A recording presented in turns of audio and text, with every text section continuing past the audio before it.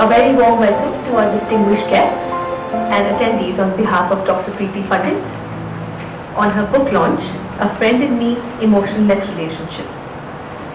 Thank you for taking the time out on a Saturday evening to be here with us and to celebrate her and the efforts that she has put into her book. This book is very close to the author's heart and it has been a long wait to celebrate it. This effort due to unforeseen challenges COVID posed on all of us. We are indeed grateful for this time when we are able to gather here today and celebrate this book. My name is Divyani Saral and I am your host for the evening. I am an HR professional with 15 years of experience across Asia Pacific. I am here today to support a dear friend, a wonderful human being, an accomplished professional, Dr. Preeti Pandit, whose work and passion for physical and mental well-being is truly inspiring. A big round of applause for her, please. To kickstart this event, I would like to welcome our honorable chief guest, Mr. Simon de Cruz. Mr. Simon is a Singaporean diplomat who has been serving as Ambassador Extraordinary of the Republic of Singapore to Ukraine since 2012. In his career, he has served as Singapore's ambassador to Philippines, Myanmar, and Russia as well. He has also been Singapore's High Commissioner to Papua New Guinea in the past years.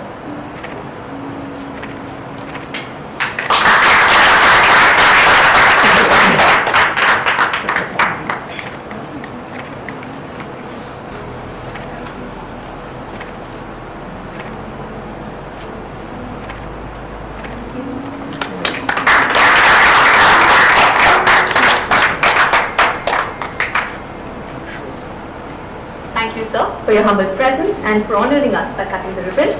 I would like to invite you on the dais to say a few words to us. Thank you. I'm very happy to be here this evening to launch Dr. Preeti Pandit's book on mental health issues. I have known Preeti and her husband Pankaj, who are sitting right in front of here. My wife and I have known them for some years.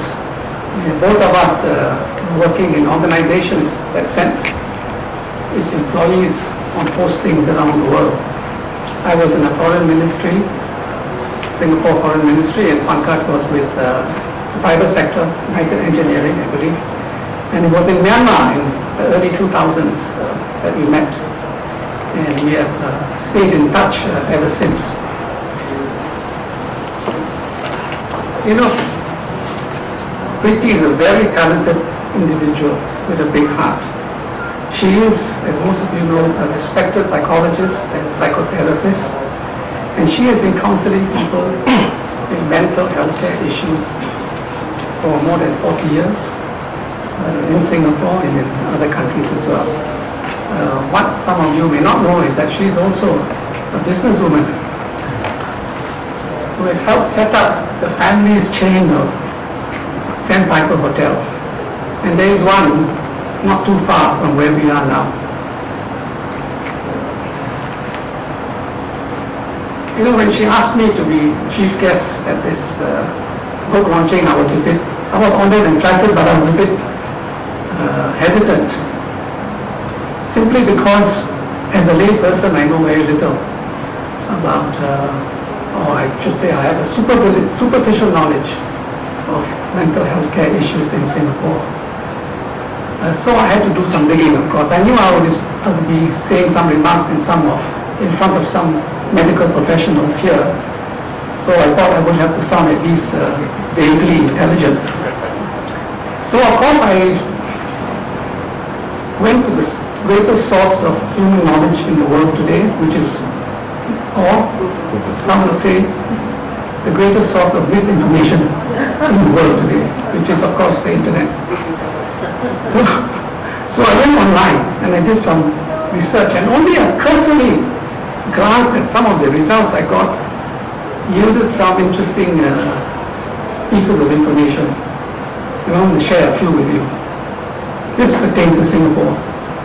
1 in 7 people in Singapore have experienced mental disorders, an increase from roughly 1 in 8 several years ago. And the top 3 mental disorders experienced in Singapore are clinical depression, alcohol abuse, and OCD, or obsessive compulsive disorder. And as we all know, mental disorders can really affect the way we behave, think, and how we interact with others. Now, according to the Institute of Mental Health, depression is the most common psychological issue in Singapore.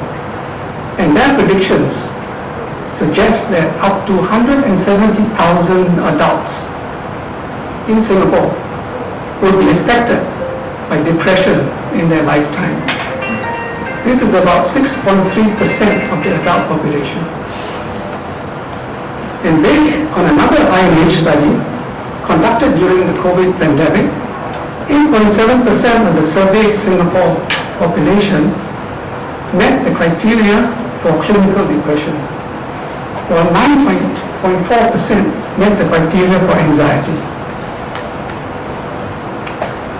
And a 2017 study on mental disorder stigma in Singapore's youth found that approximately 44% of respondents associated mental disorders with negative derogatory terms like stupid, dangerous, crazy, and weird. And 46.2% of them said they would be very embarrassed to admit that they had a mental illness. Now, as a psychologist, Preeti has observed many lives blighted by mental disorder over the last 40 years. And she has observed that these do not heal because there is not enough awareness of the condition or lack of access to good mental health care.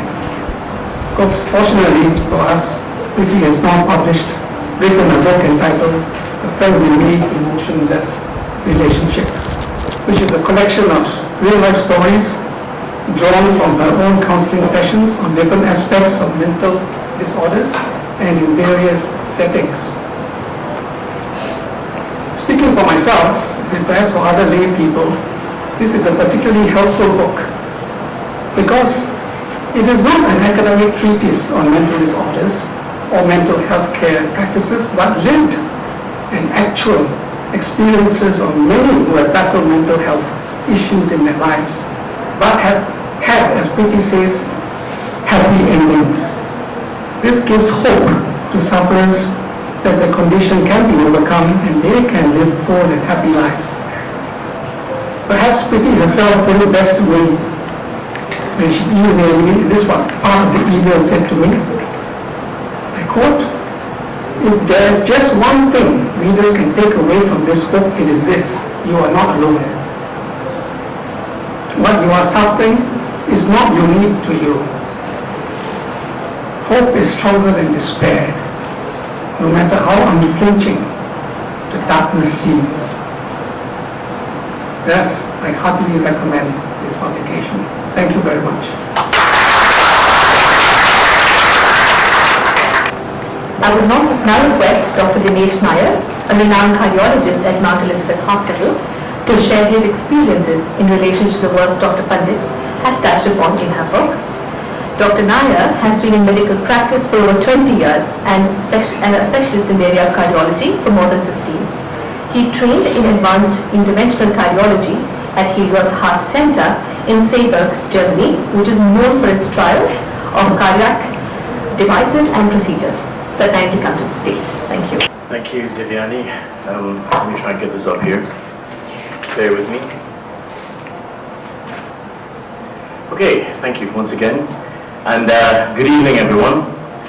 Chief guest, His Excellency Simon de Cruz. Most of all, Dr. Preeti Pandit for involving me in this event. It is an absolute honor to be invited to speak about Preeti and her work. I may not be able to talk very much about her book. I'm hoping to get a chance to read it at some point very soon, but I am very well acquainted with her work, and that's what I'll try to talk about a little bit today. I'm an interventional cardiologist like my dad, Dr. V.P. Nair, who's sat over there, and I'm sure you all know my dad more than me. He's been giving speeches like this for a lot more years than I have. He'll be saying a few words shortly, so you'll get to listen to him in a short while too. Once again, we are cardiologists, we're medical doctors, and we work hand in hand with psychologists all the time. When I say all the time, that is not entirely true, because we try to do this, but it is often a misconception, okay, that medical doctors can treat things on their own and manage everything without needing the help of psychologists. In my practice, we have found that we need the help of psychologists for so many of our patients.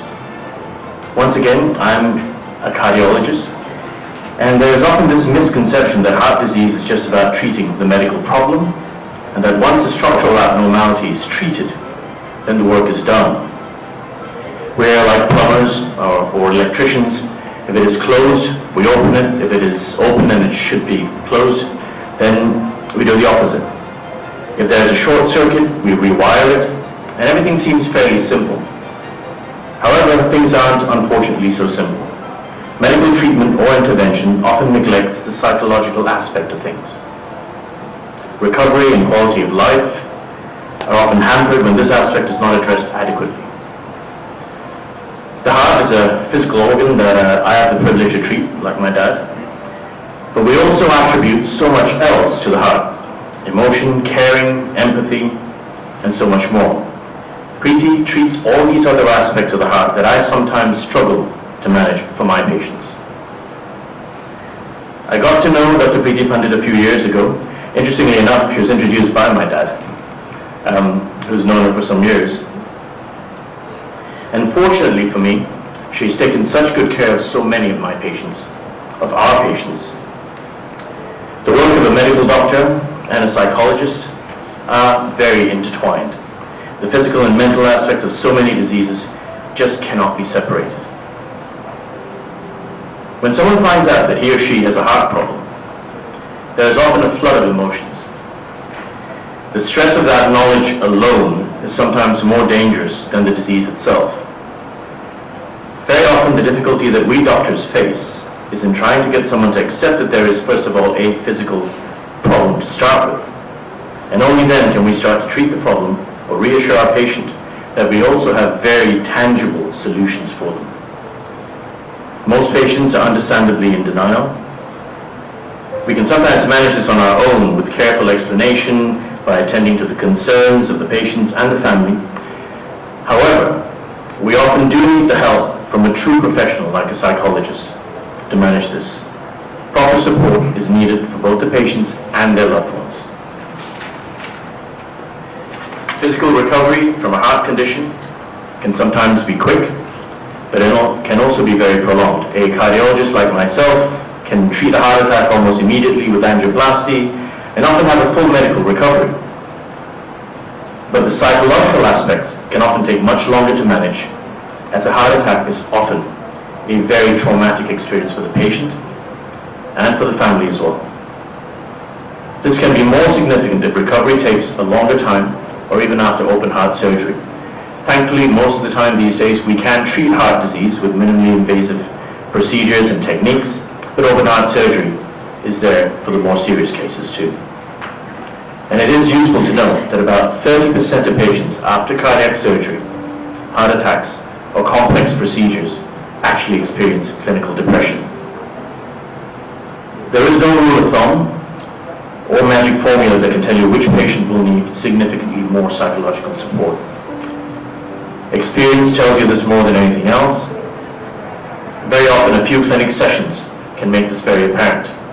But sometimes it takes a year or two before we realize that patients are experiencing a lot more psychological trauma, if you will, that needs that special touch. And that's where Preeti comes in. She's helped so many of our patients over so many years. For me, more than a decade. I've been I think what you read was something off the internet. I think that was about 5 years ago. I've probably been in cardiology more than 20 now. So, and my dad more than 40. And we've been seeing all this for decades on end. We've had patients as young as 16 with palpitation and congenital heart disease and stuff like that need that special support, especially when you're so young. And even patients in their 90s, mid-90s even, with debilitating heart disease requiring psychological support.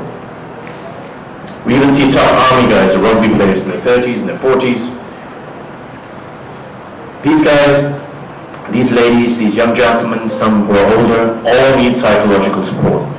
And one of the things that have been very rarely recognized is how much of a role psychological support plays for all these diseases and for all these issues, and how much proper, adequate psychological support can make a difference in their lives.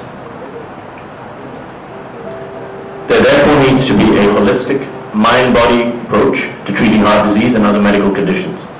And this is where, once again, a psychologist and a premier psychologist like Preeti comes in. I have personally seen the positive impact of Preeti's timely intervention on many of our patients and families. The overall recovery is accelerated exponentially when compared to those without adequate psychological support. Several patients who were previously extremely stressed about even stepping foot into a cardiology clinic are now cheerfully walking in and engaging in friendly banter with our staff during every single visit. So Preeti, thank you for taking care of so many patients and making such a big impact on their lives. I'm sure your book will just add to your legacy of helping people in need. Congratulations once again on this wonderful book. Once again, I have not had the chance to read it, but I endeavor to get a copy of it myself today. I will now make space for my dad, Dr. V.P. Nair, to say a few words, but before that, perhaps I would allow you to introduce him, and to introduce my dad. But thank you once again. Thank you for the opportunity to speak. Thank you for the opportunity to share some of my experiences, and most of all, to share how you've helped with so many of our patients. Thank you.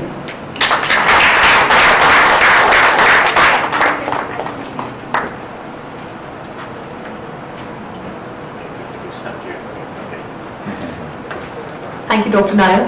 And indeed, for a layman like me, it was amazing to hear the kind of balance that mental and physical manifestation really plays.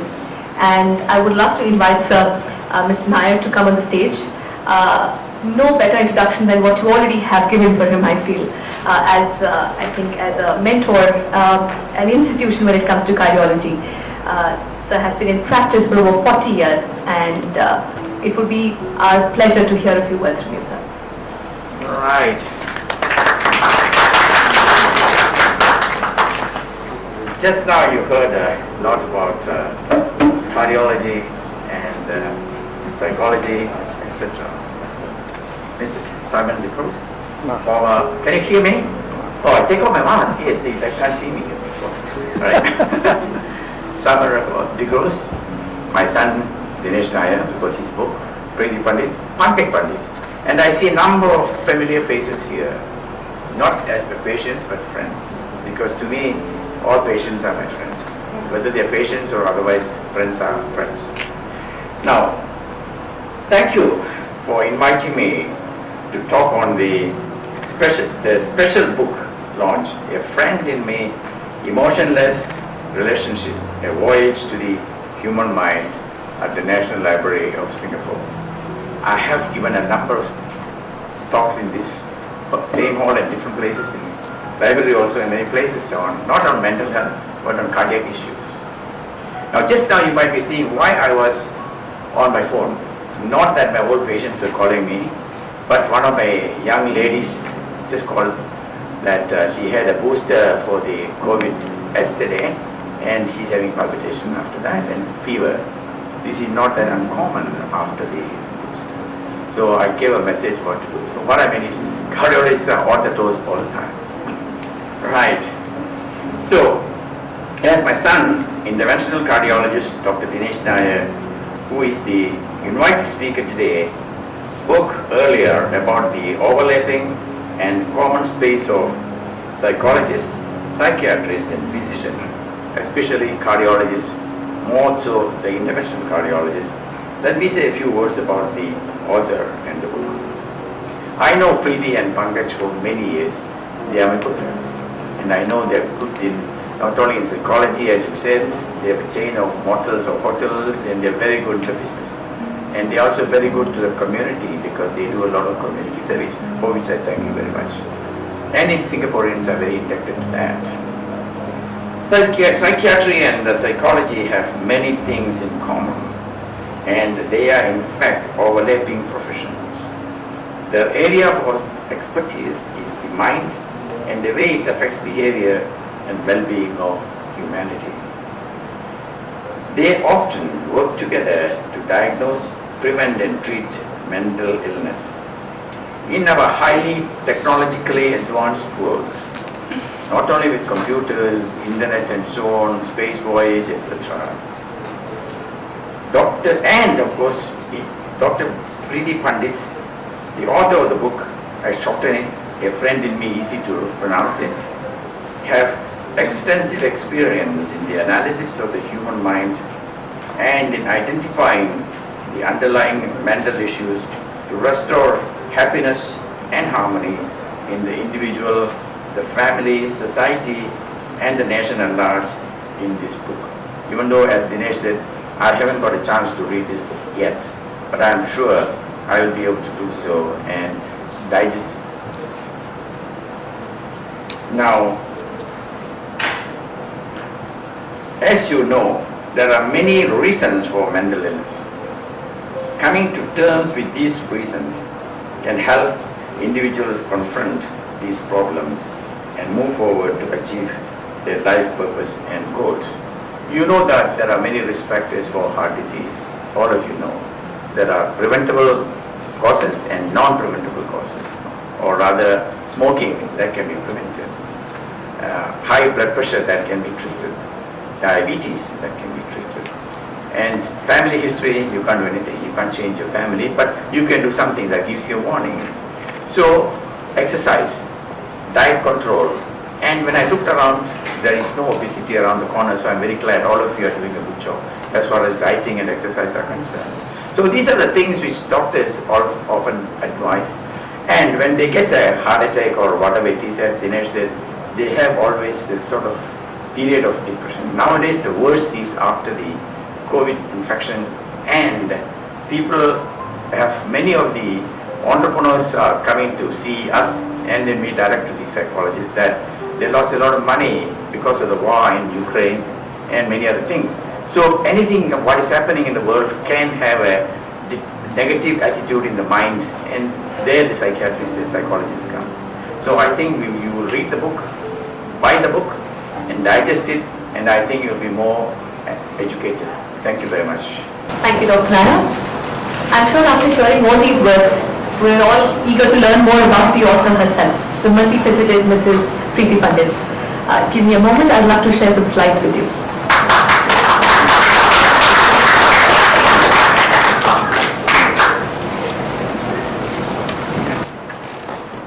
Dr. Pandit is a well-trained psychologist, counselor and psychotherapist based in Singapore. She is the founder of Sandpiper Hotels that have branches here in Singapore and in Malaysia. She's an accomplished painter. I have seen some of her very fine art and a very unique style of painting, which has also been exhibited at the Moscow Art Museum. She is not only an epitome of beauty, brains, but also empathy, which really set her up for success as a psychotherapist. She works towards making a positive difference in the lives of people. Moving on to her book, A Friend in Me, Emotional Relationships, provides a panorama of the experience of Dr. Pandit, who has jumped conventional boundaries of psychological healing, combining it with unique application of features like meditation and book therapy technique. This book will take the reader through encouraging interpersonal learning, questioning personal effectiveness, creating self-awareness, and examining criteria of fidelity conscious.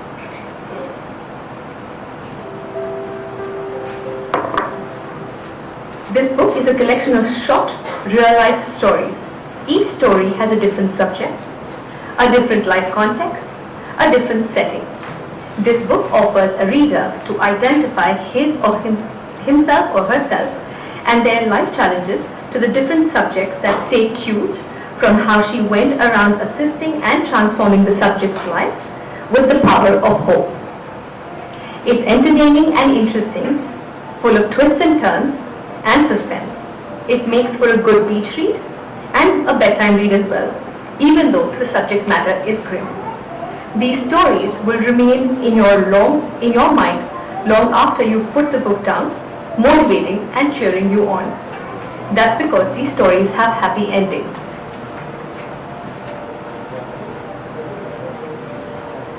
It's about real people who once went through what we're all going through now and came out on the other side happier, wiser and stronger.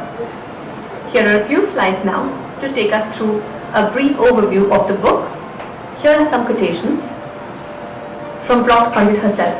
My book tells the real-life stories of people who have learned difficult but worthwhile journey of self-love and how this helped them transform their lives and relationships. This book is going to be a friend and confidant to you as you embark on the journey of self-love and positive transformation. In the last 30 years, she says that she has had the opportunity to touch so many lives in different parts of the world. Among all the interactions, there is one which has to find a mention here, without a shadow of a doubt. It has been the most intriguing and definitely the scariest. I still get goosebumps when I think of it, says the author. Just a glimpse of her receiving an award and some beautiful illustrations. I'd like to invite you on stage now to share a few words with us.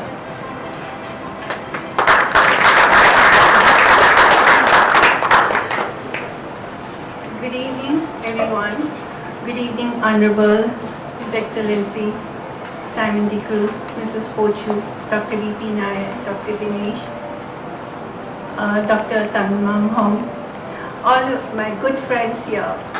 First of all, I would like to thank you all to spare your time Saturday evening with me for this book launch. A special thanks to NLB to give us the venue for this sponsorship.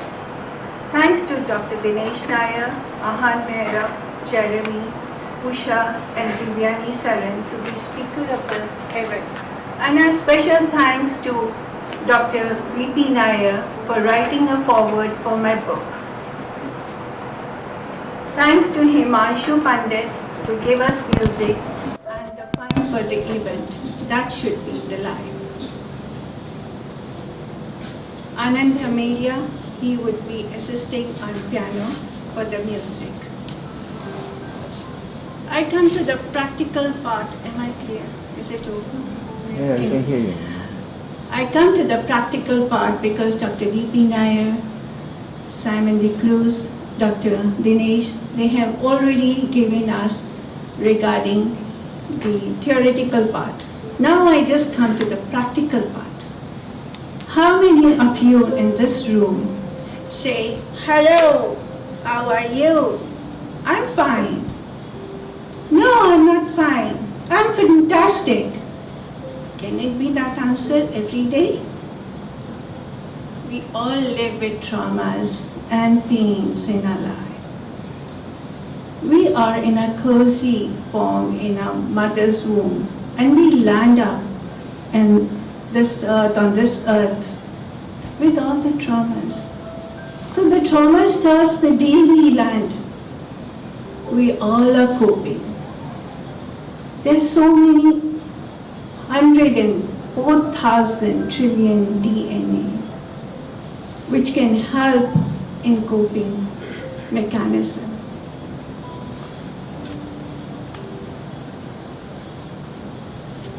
So what we require is the force requirement. Force requirement, how can we do it? Just force, motivation every day.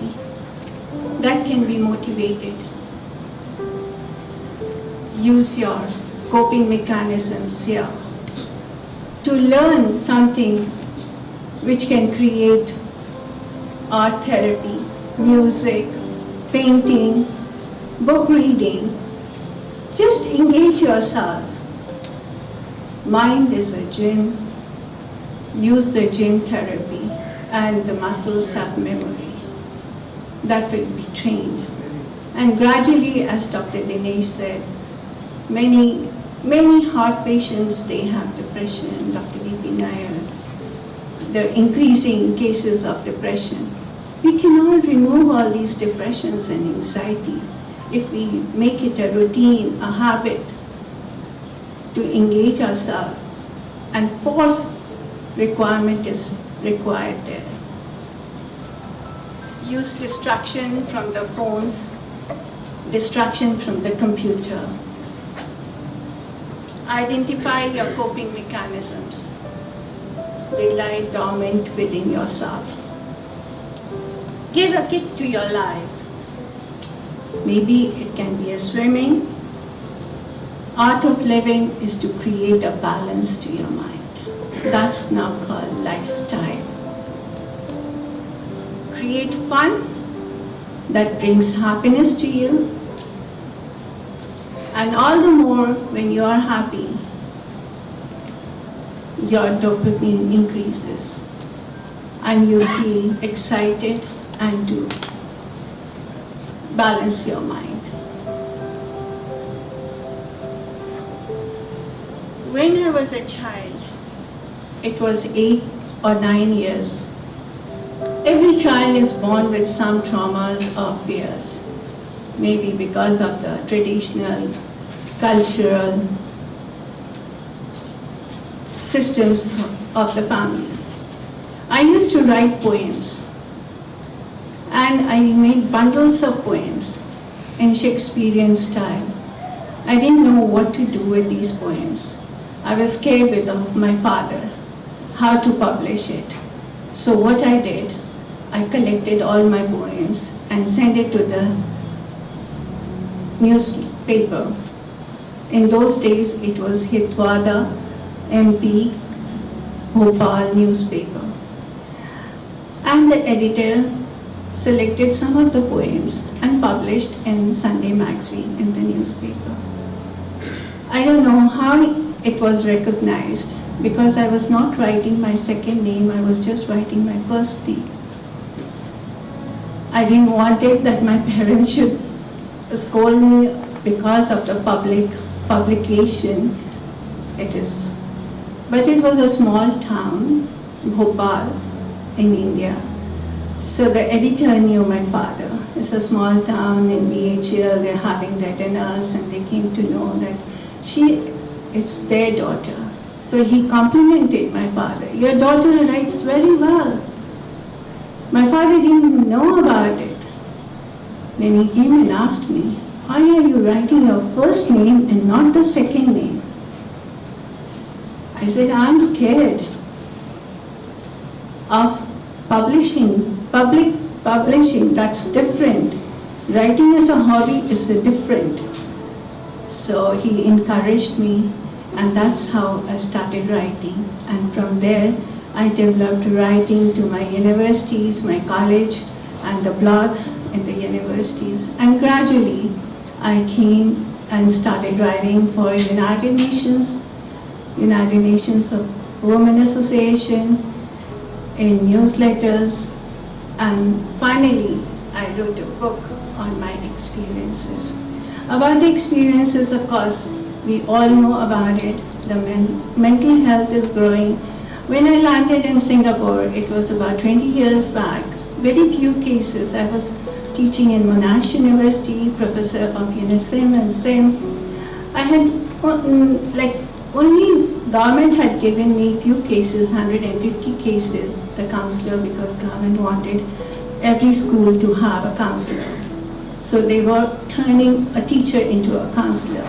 That's how I developed a program for Monash University. I was awarded for that, and I trained them 150 counselors in Singapore. As such, I could not find that there were some issues in the society. But gradually I see now we are so engaged, we are full. It's increasing. There's a reason, as all the doctors have mentioned.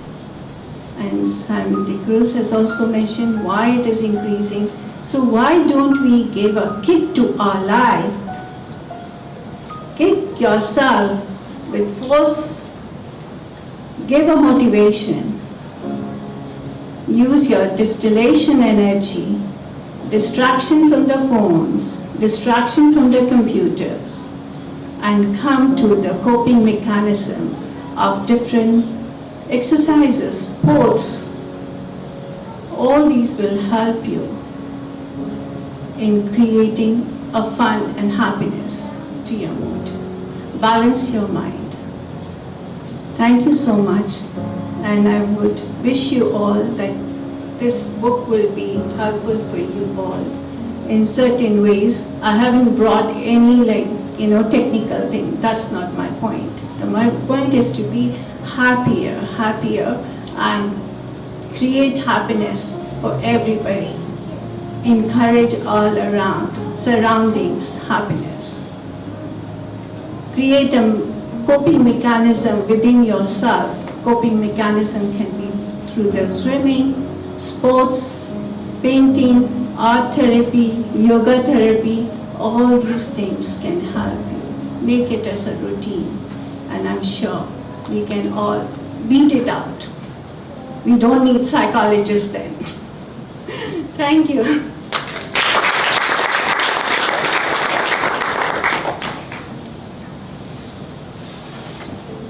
Thank you so much for sharing your thoughts with us, Dr. Preeti Pandit. And I think there's so much that it rings a bell with all of us, right? The last couple of years especially.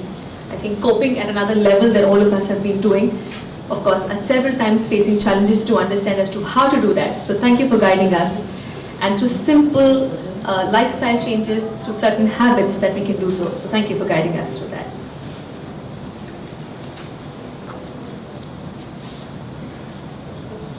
We have Ahan here with us here today to share his journey and how Dr. Preeti Pandit helped him emerge stronger and happier on the other side. Ahan, please come join us on the stage.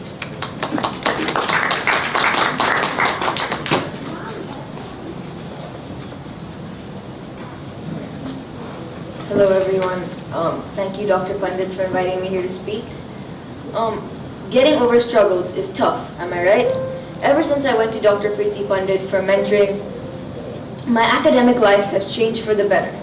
When I first came to Dr. Pandit, I came as a person who had difficulty handling difficult situations, dilemmas, and I had lots of fears. But now, 1 year later, I've changed a lot as a person. Dr. Pandit helped me solve my problems with her various effective techniques on how to center the mind.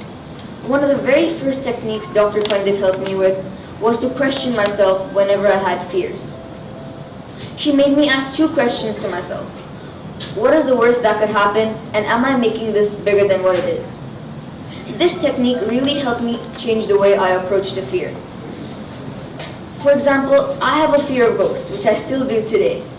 But now when I use Dr. Pandit's technique of questioning myself, I realize that in reality nothing is there, and it is just my mind that is playing tricks on me. Once I realized this, I understood my mind is only disturbing me, and that the fear is not as big as I made it up to be. Dr. Pandit has not only helped me with my external problems, but she's also helped me spiritually. With Dr. Pandit, I have been able to open up my mind and see the world differently through the use of Vipassana. The use of Vipassana has really helped clear my mind from anything disturbing it. For example, when I'm concentrating on something, Vipassana has really helped me clear my mind from any thought that come and disturb it. This has really helped me when it has come to my academics, as recently I have just received from school an academic honors award for my excellence in studies.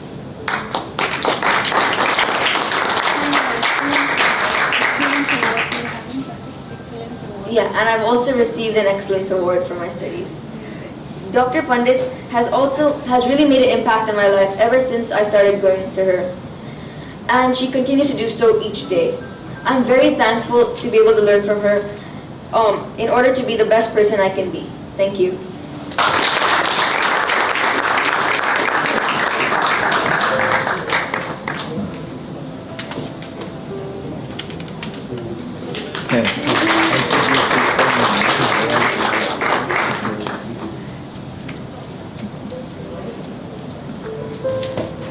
This was no short of an inspiration, Ahan. Thank you for coming up and speaking to us.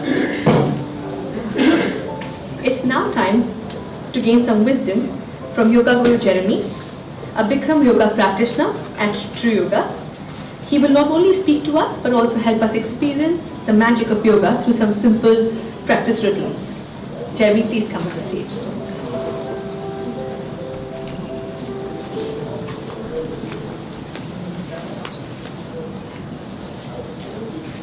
Good evening, ladies and gentlemen. My name is Jeremy Marcotte, and wow, I'm so glad we're here talking about mental health.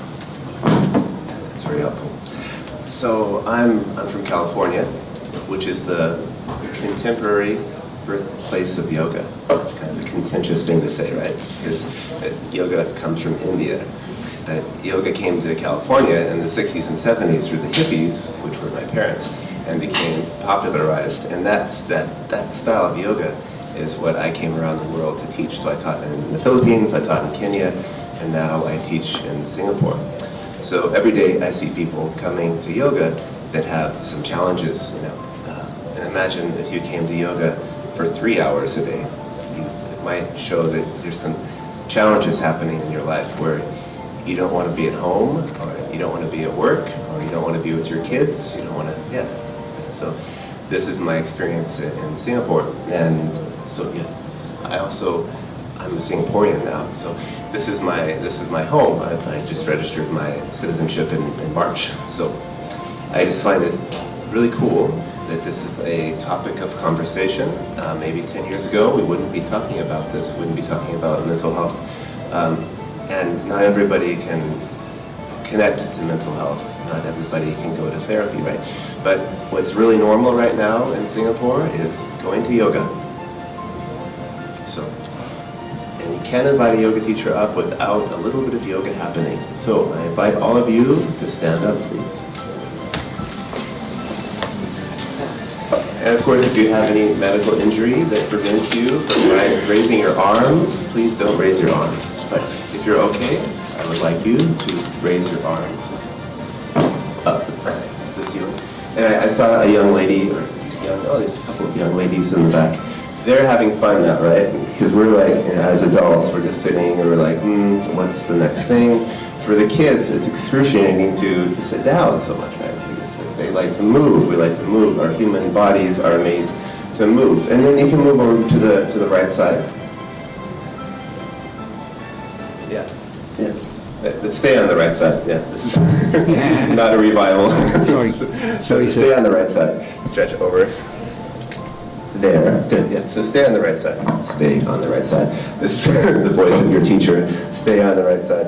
And then, when you're on the right side, feel like you're breathing into your left side. So you're going to the right side, you're breathing to the left side, and just kind of feel that some oxygen, some life is moving in your body. And perhaps you're not thinking about other stuff, right? Because I'm kind of unique, speaker. You might still be thinking about lifting up and stretching, and then go over to the left side.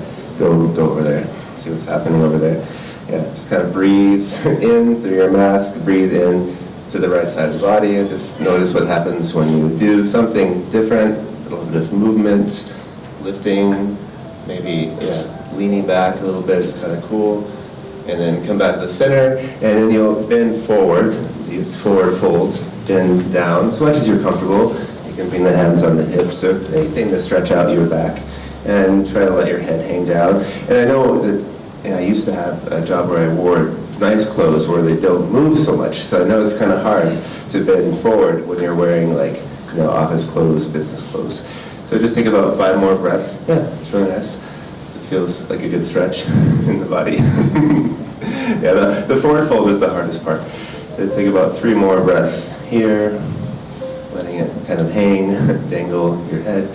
And so I'm just really happy that this discussion, you can come up if you're ready to come up. Really grateful that we're having this discussion, because in the field of yoga, I see people every day that can benefit from more information, more information. So that's really awesome. So thank you for having me.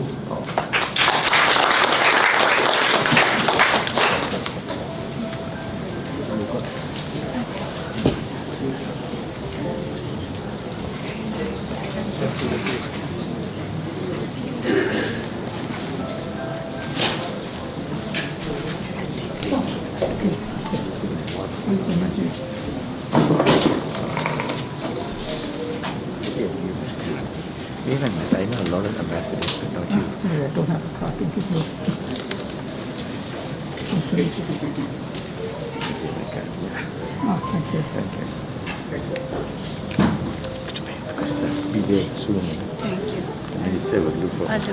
you, Jeremy. I think we've gotten hope, we've gotten inspiration, and now we've gotten extra oxygen into our bodies. Thank you so much. After this rejuvenating session of breath yoga, I would like to invite Ms. Usha onto the stage for the Q&A.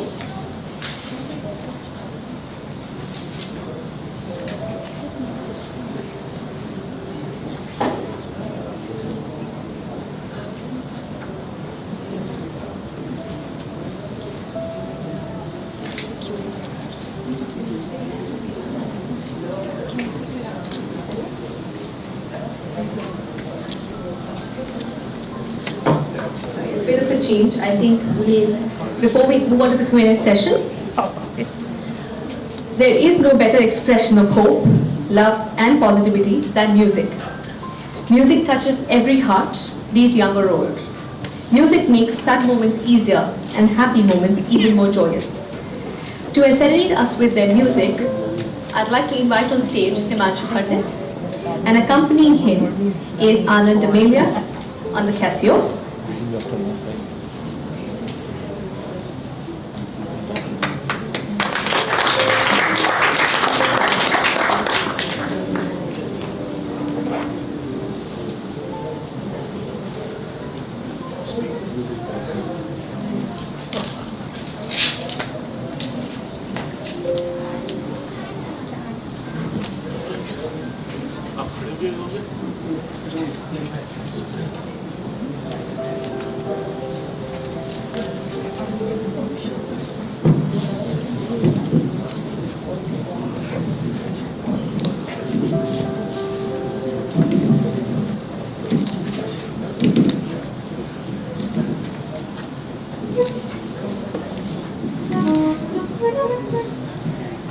Working? Is it working? Can you hear? Testing, testing, testing, testing.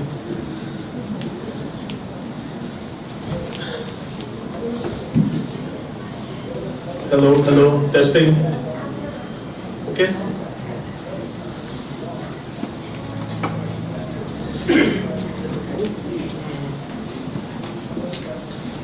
This song is dedicated to SGH and is a music therapy and is dedicated to Professor Tan Mong Hong.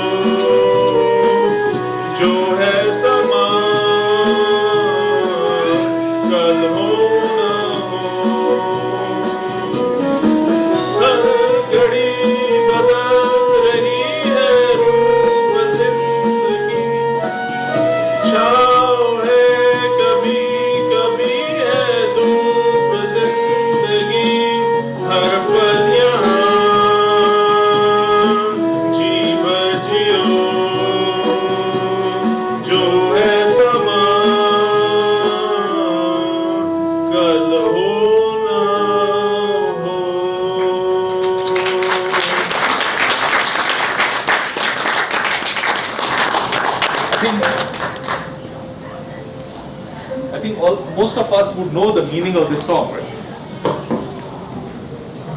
So maybe a little bit on the meaning of this song.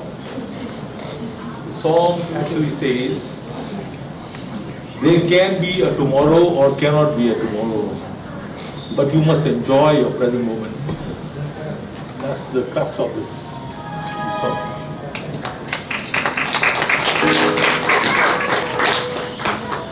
Please encourage him.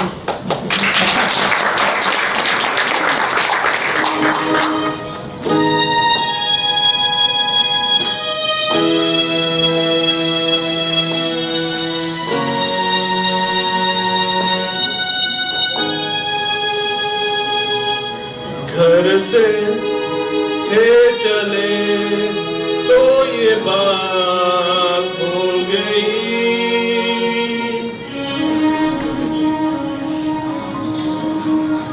घर से थे चले तो ये बात हो गई, न जाने क्यों उनसे मुलाकात ऐसे वो टकरा गई कि हमें आशिकी आ गई कि हमें आशिकी आ गई।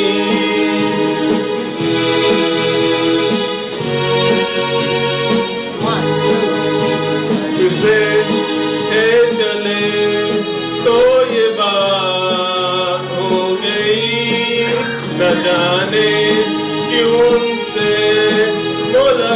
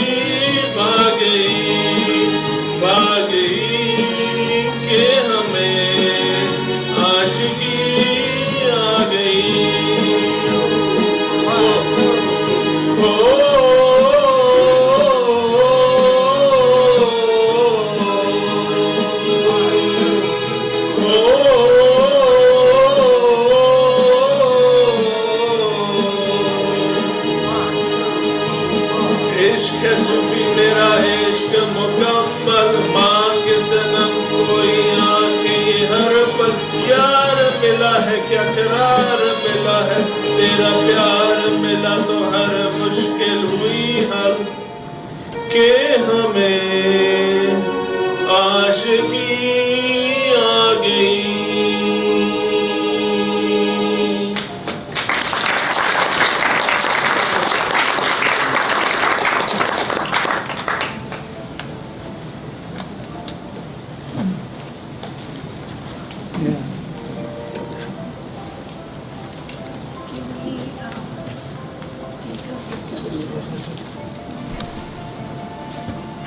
Oh, thank you. Thank you. Thank you.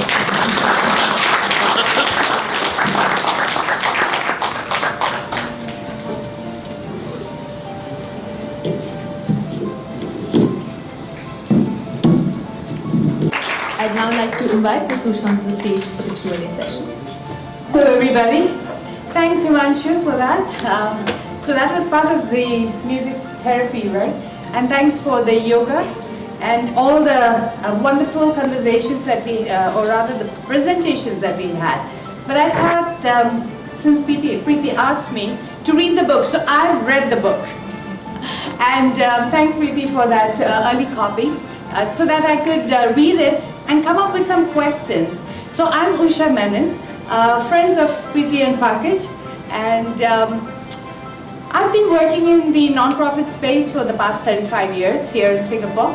And one of the things that I get to work very closely with is the mental health requirements in the country, the need in our society for being more inclusive, whether it be in the area of mental health or otherwise, be it gender, be it race, including language sometimes. So I have been fortunate to be in that space all these years, and when I read the book that Preeti wrote about, I had a few questions to ask of her, and today I'm going to use this time to get those questions out to you, Preeti.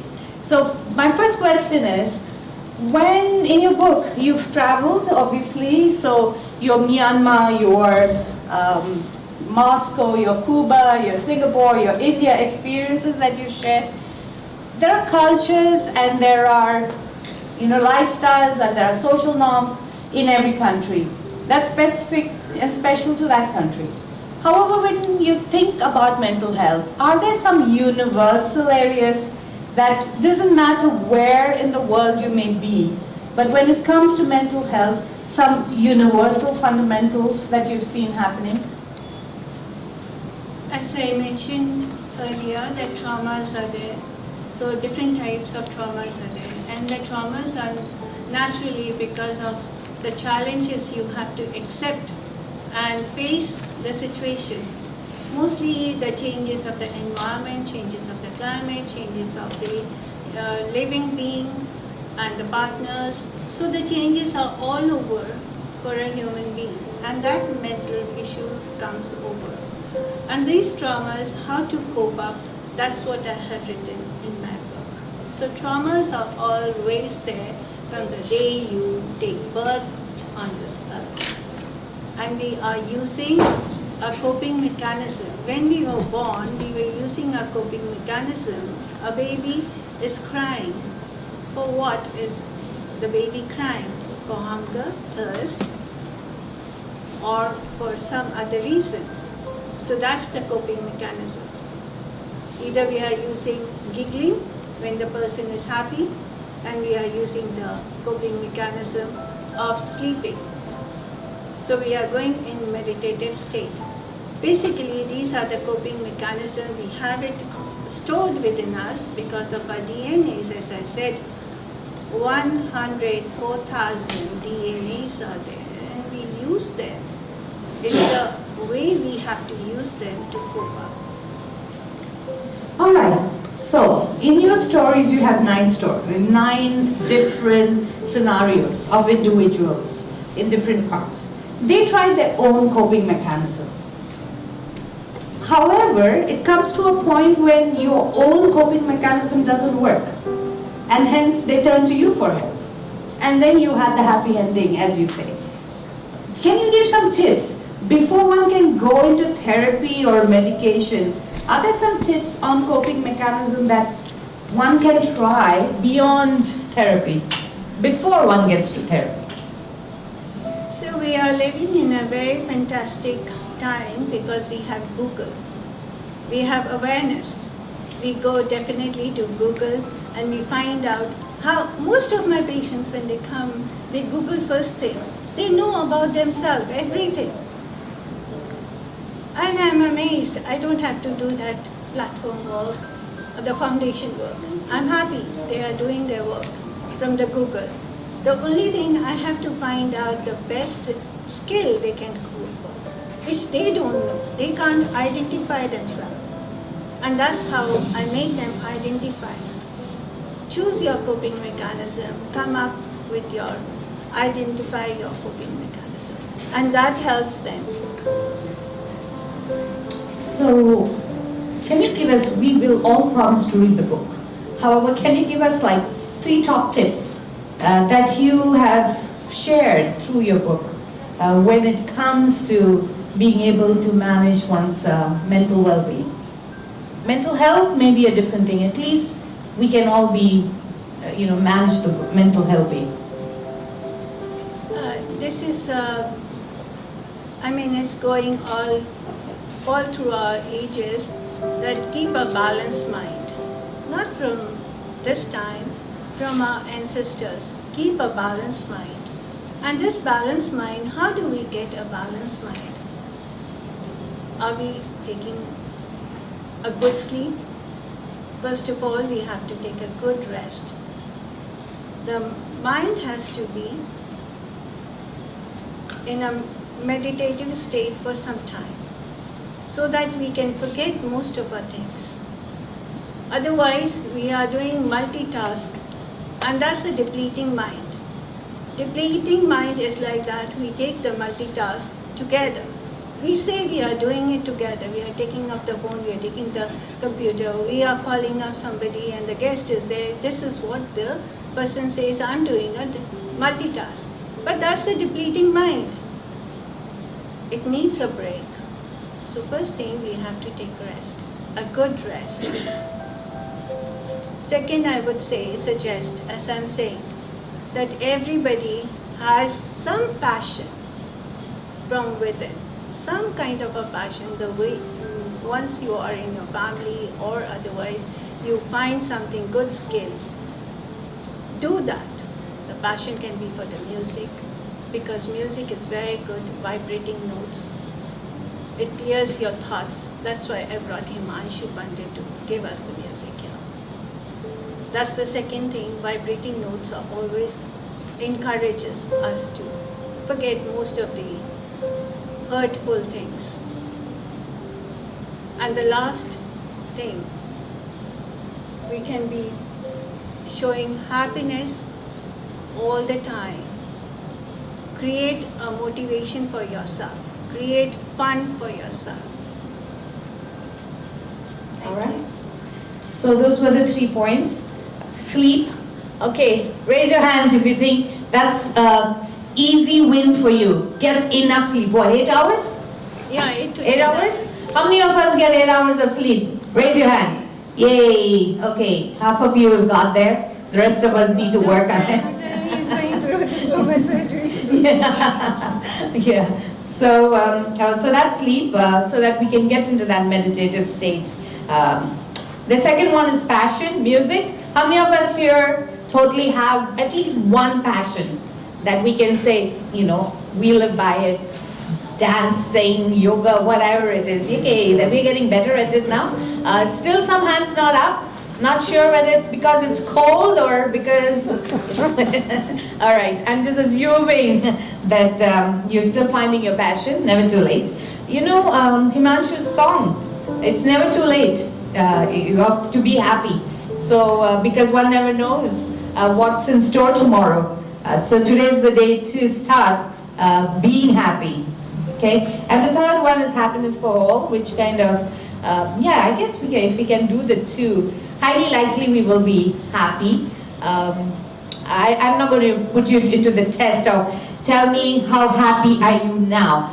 But create a fun for yourself that Yes. increases your dopamine, and dopamine gives you a lot of energy, and create a distillation energy, activation energy.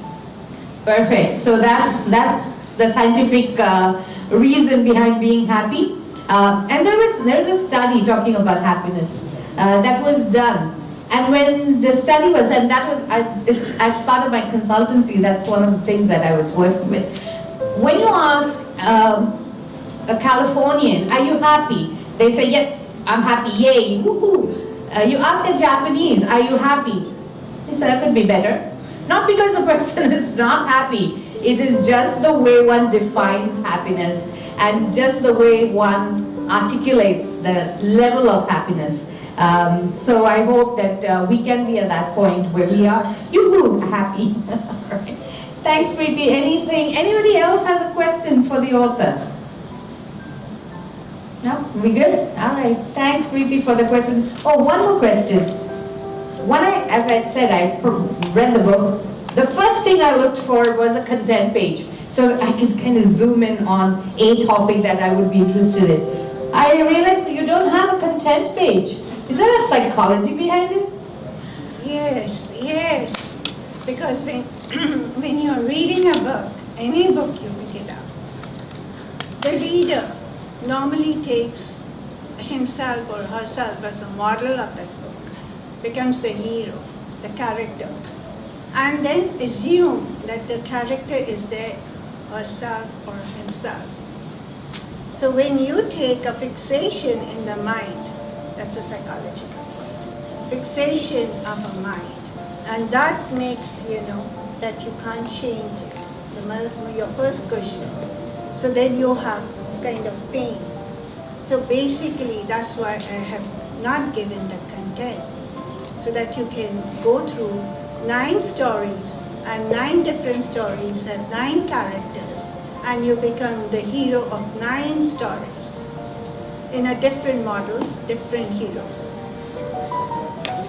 Thank you. Okay. Congratulations. I want to say something. Okay, perfect. This last question.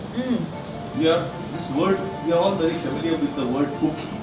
When you Google anything, your computer works with cookies. They know what you like. No, just that. So actually, it is inbuilt in our mind. When you read a book, your cookie already likes to see what you want to see.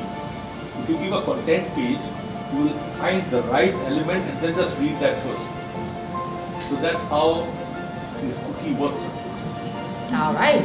So the cookie was deleted in this book so that we just have to read all 9 stories. Can't zoom in on the one that we believe we would be most interested in.